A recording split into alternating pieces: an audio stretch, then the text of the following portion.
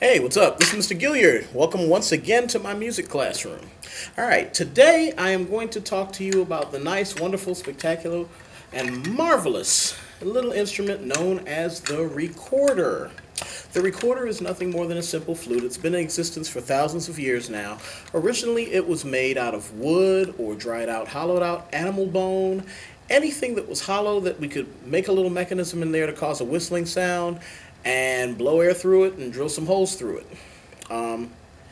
There have been many different types of flutes created over the years. The recorder is just one type. Anyway, this is going to be just a general introduction to recorder for all of my students and anybody else watching on YouTube right now. By the way, thanks for all of the great feedback you guys have been giving me so far. Really appreciate it. Some people have given some suggestions. I've taken those in. Thanks.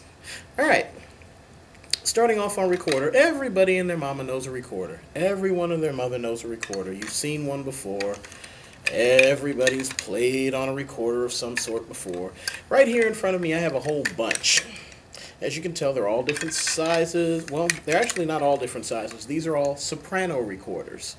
They're all different makes and models here. I want to tell you one thing up front. If you're going to play recorder, or if you're a teacher and you're going to teach recorder in your classroom, use quality equipment. Do not buy cheap recorders. Do not have your students buy cheap recorders. Let me illustrate real quick what I mean.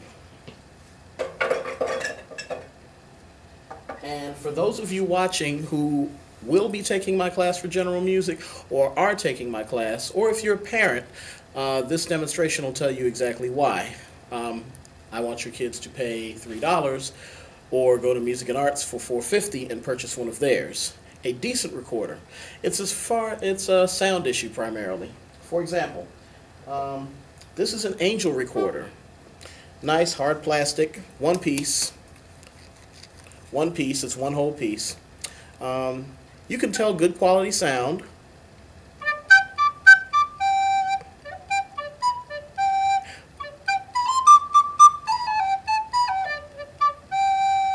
You can tell a good sounding quality recorder from a cheap Dollar Tree recorder. These come 2 in a pack for $1.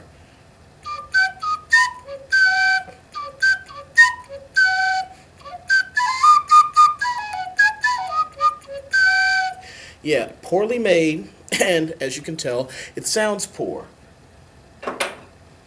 There's a nice little dollar store right around the corner from here called M&M Dollar Store.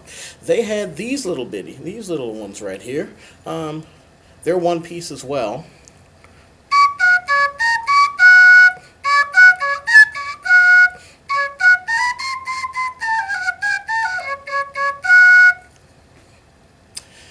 You get what you pay for. Versus a Walmart 89-cent recorder, which, although it doesn't sound too bad, well, actually it does.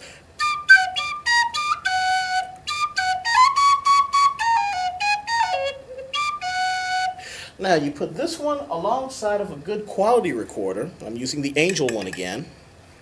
Let's play that first note, which is G, thumb and 3 fingers. Yes, this one's pitched differently because it's cheaply made. And the funny thing is, I've had a couple of Walmart recorders, and every last one of them is pitched just slightly different from the other ones, so they're not even made consistently. Don't buy cheap recorders. Alright. Angel has another better quality one that's a 2-piece one. Comes apart. Sounds. And it's sturdy! Look at that! I dropped it.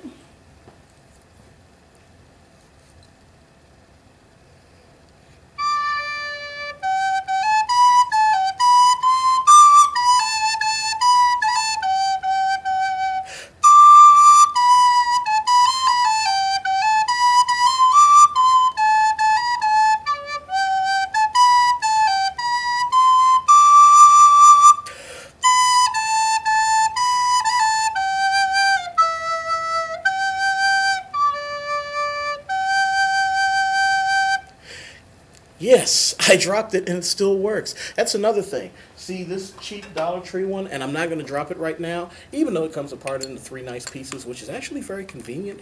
It still sounds like it when you. My kids have dropped these on a regular basis, and they do break. So this particular quarter, I have. Well, starting this quarter, which is third quarter of the 2007-2008 school year, I've told my kids that no more cheap recorders are allowed in the class, and if you buy a Dollar Tree one, you will not receive credit for having a recorder in the class. All right. This one's actually from Standard of Excellence. All right. So that's the basics on why you need a good quality recorder. The next thing is, if you're teaching a class or if you're just sitting inside of a classroom, there's one very annoying thing that people tend to do from time to time, which is this, squeal on the recorder. And if you're constantly squealing on the recorder and everything, you really can get on the nerves of everyone else around you, especially if there's 1, 2, 3, 4, 30 kids inside of a room with recorder. So be respectful of the people that you're around and don't squeal on the recorder. Secondly, treat it with care. This recorder comes apart into 3 pieces. Most recorders have a nice little stick that comes along. It looks... And I don't have one right here immediately with me. But there's a nice little thin cleaning rod that comes along, and there's a needle section on it. You might want to take occasionally a small piece of toilet paper or something, thread it through it, and just kind of swab out your recorder. That's because after you play it for a little while, your saliva, which constantly goes down in there as water vapor while you're playing, will eventually build up, and one day you'll go to play your recorder and you'll smell it before you play it, and you'll be like, wow, my recorder stinks. Well, that's your own breath and accumulated saliva on there. Yes, it's gross. Ha ha, hee hee. You can laugh now. Please make sure to take care of that. And if you happen to be in a band class and also taking a general music class, you know exactly what I'm talking about, because your band director, if they're teaching you correctly, teaches you that you should always clean your instrument out. Dry your reed off, clean out your mouthpiece, swab out your clarinet, swab out your flute. And the flute's cleaning rod looks exactly like the recorder cleaning rod, except the flute's is hard metal. All right. That's all of the basics on the intro to recorder. In the next few lessons, I'll start actually teaching you notes. Take care.